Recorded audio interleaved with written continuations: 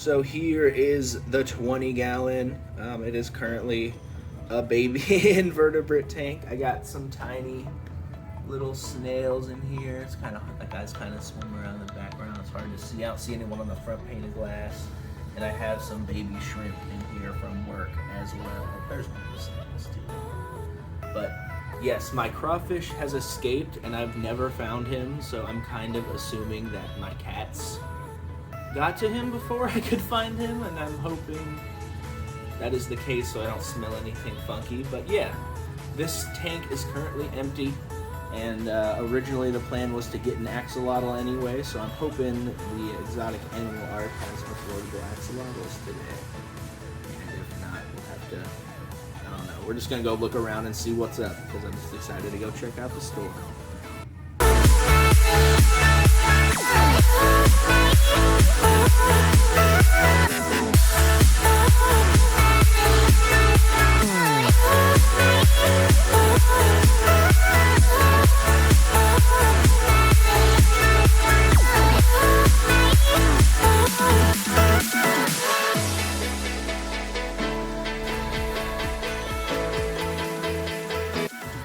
Just got back from the exotic animal arc, and we did end up getting an axolotl, but there was something else I was also excited to see. A little Halloween moon crab for only 10 bucks. It's kind of very pissed off right now, so I'm gonna leave it with this bag in this tub. It's gonna be its temporary enclosure till I can find it an actual proper aquarium, but you know, aquariums are everywhere practically for free on Marketplace and Craigslist and places like that. So I'm just gonna go ahead and leave this dude in here because he's probably pretty stressed out. With a bag like this, I'll get him 2 water dishes for salt and 1 for fresh water, and then a food dish as well, some hides. Keep him warm and wait to get him a new, oh sure, there he is though. Purple and cool. Okay, we are back with our axolotl. It's a little speckled, partially melanistic one. It's one of the ones that I showed you guys in the videos I took while I was in the store. So here it is. Just got it home. It's been a very, very warm car ride, so I'm about to do the inevitable. Drop the axolotl and bag in the water and allow the temperature acclimation to begin.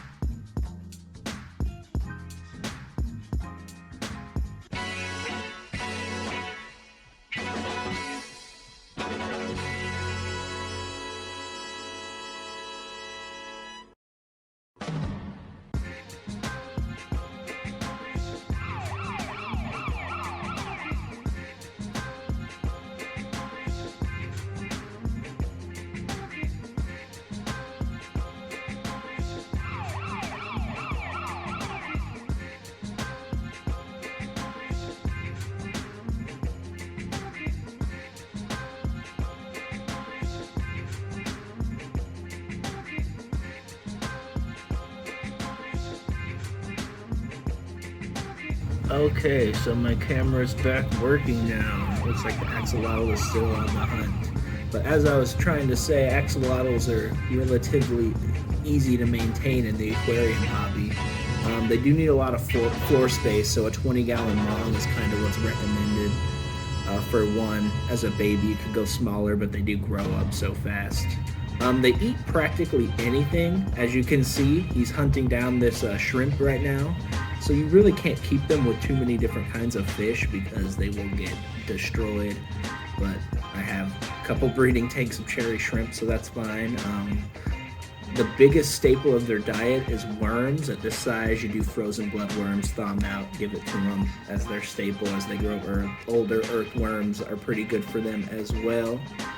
They like cold water, so you don't need to worry about heating your tank. And other than that, you just have to worry about filtration. They do create a lot of waste since they're a larger aquatic animal. This is a 20-gallon long tank, like I said, but I have a 30 gallons worth of filtration running through this tank at this time, so it does help keep the water clear. I do need to do a little bit more aquarium vacuuming because previously in this tank I was creeping that crawfish, and the axolotl will appreciate the water quality to be a little bit better, but I will get that done a little bit later today. And yeah, so axolotls are really neat animals, and they're actually pretty simple to keep as long as you keep them fed and they have enough space and they have clean enough water. They're really, really cool animals. They have a lot of regenerative properties, like if one of them loses their limbs, it'll grow back. Yeah. Little aquatic salamanders from Mexico. I won't bother him too much. I will let him explore his enclosure and think of a name. But yes, he will surely also help add to the quality of this water for plant emulsion, which is another goal that I have. But signing off.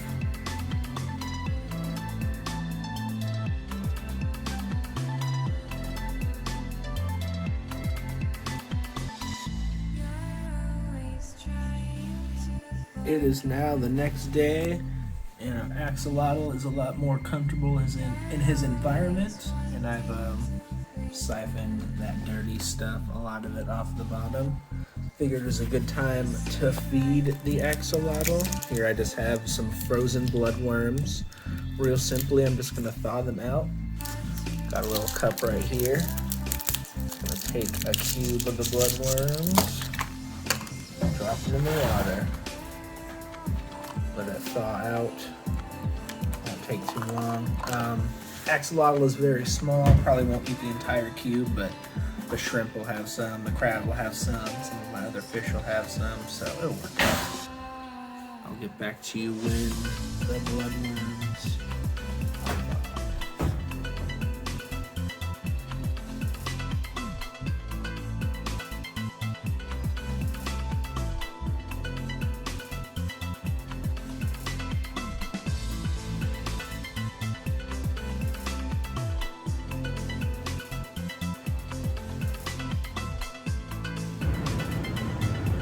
So Halloween moon crabs. Got a bigger tank than expected. I'm glad that it's tall though, because these guys are actually arboreal. So I had a cool little idea. I got this little plastic tote. Hang it up here. I want to silicone it to the side so the crabs that I will eventually get, and the one crab that I already have the opportunity to climb up. So now I'm going to apply some silicone to the sides of this.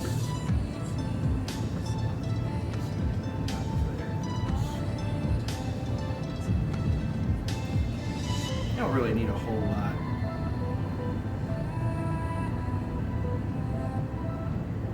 Especially because I'm not attempting to make any kind of seal or anything. Just affixing one material to the other.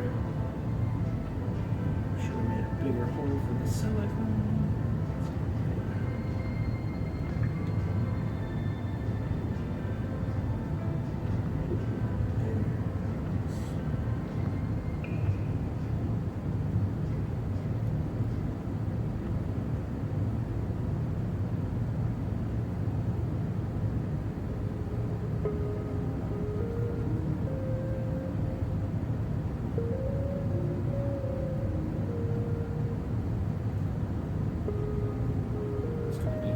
substrate and a plastic hide up here, so again, the weight isn't going to be very significant.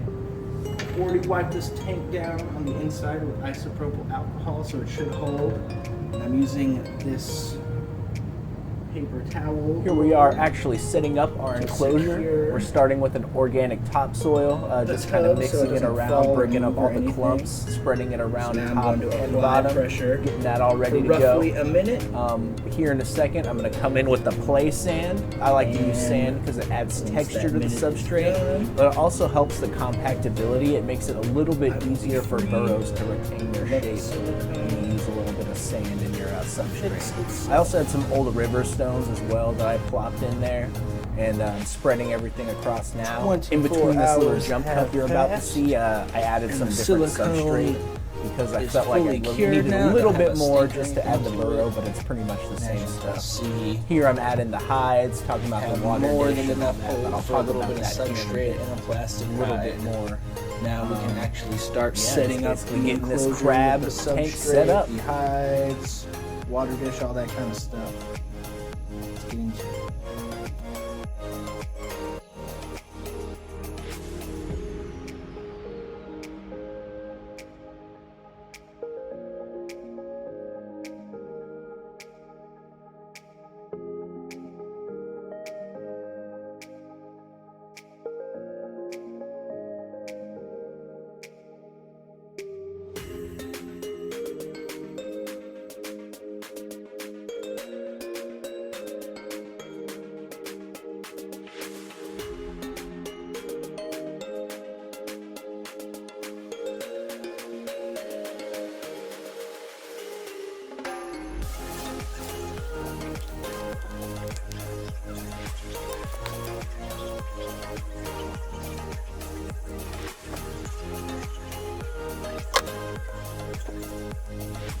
Here we are with the enclosure finally almost complete.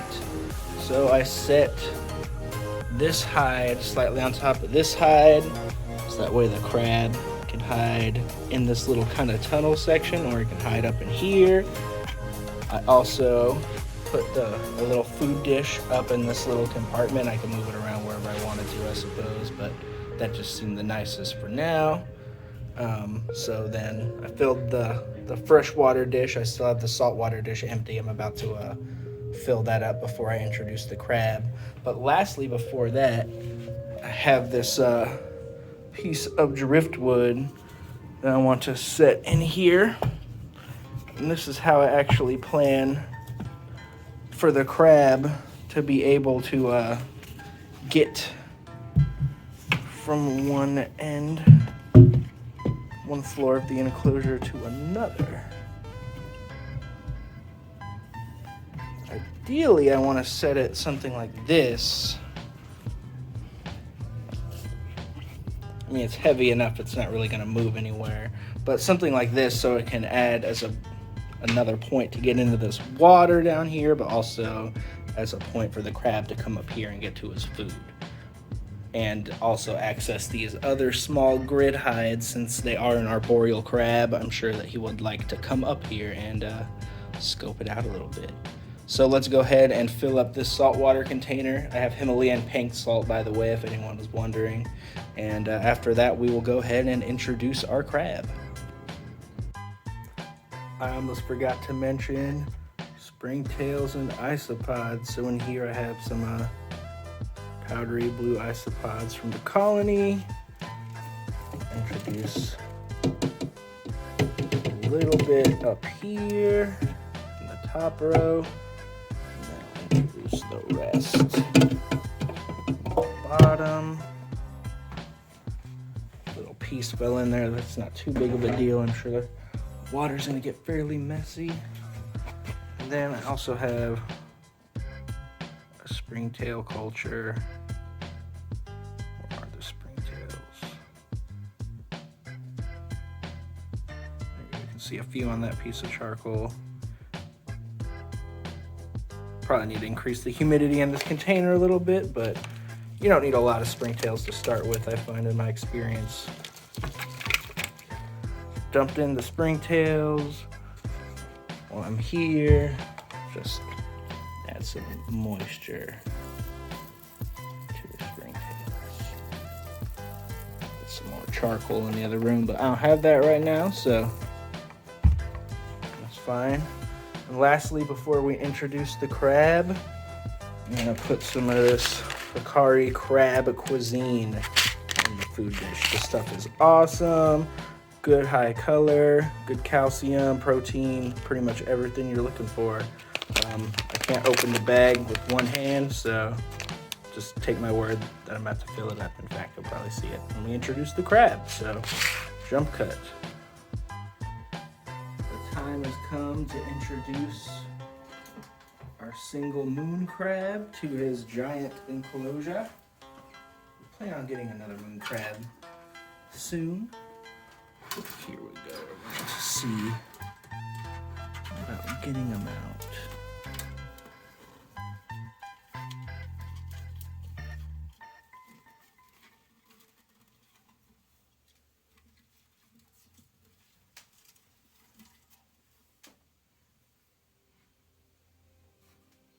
Okay. And it looks like he might be giving me gentle pinches to you guys, but he's actually an arboreal crab. Here, I'll take the bucket just in case.